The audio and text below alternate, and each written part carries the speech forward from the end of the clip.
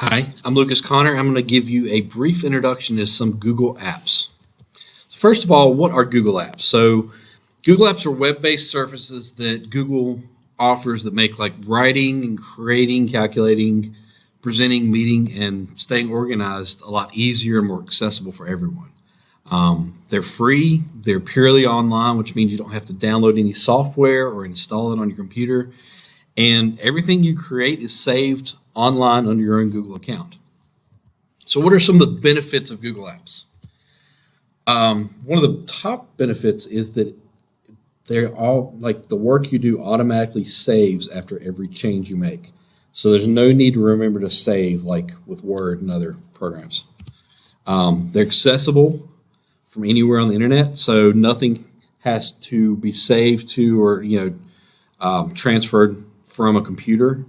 You don't need to worry about flash drives. If your computer dies, you don't lose your files because they're saved online.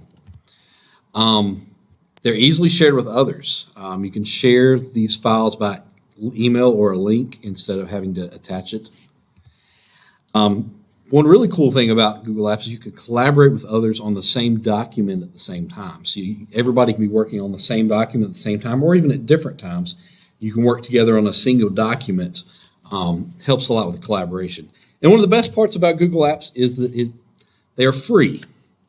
Now, I'm going to go over the big 5 Google Apps of Google Docs, Google Sheets, Google Slides, Google Drive, and Gmail. There are others, and I'll go over some of those as well, but I'll just go over the big 5 right now. So Google Docs and docs.google.com is how you access it. This is a word processor, pretty much like Microsoft Word. Very little difference between it and Word. There's a few little things here and there that you would, if you know Word, it'll take getting used to with Google Docs, but it's pretty much the same thing, except you've got the benefits of it all saving online automatically. Every time you type a word, it saves, and then you can even click the share button and share it with others or collaborate with others.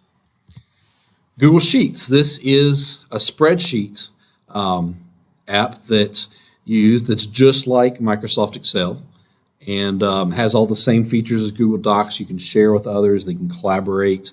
Everything is saved automatically after you make a change, so you don't have to click the save button.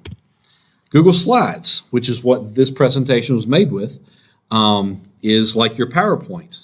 You create slide presentations and slide decks that have all the same Google Doc features, as I mentioned before. Google Drive. Now, this is your online file storage, your online hard drive, so to speak. Everything you create within the Google Docs and Google Apps is saved within your drive, and you can access it here. You can share things. There's a lot you can do with Google Drive as well.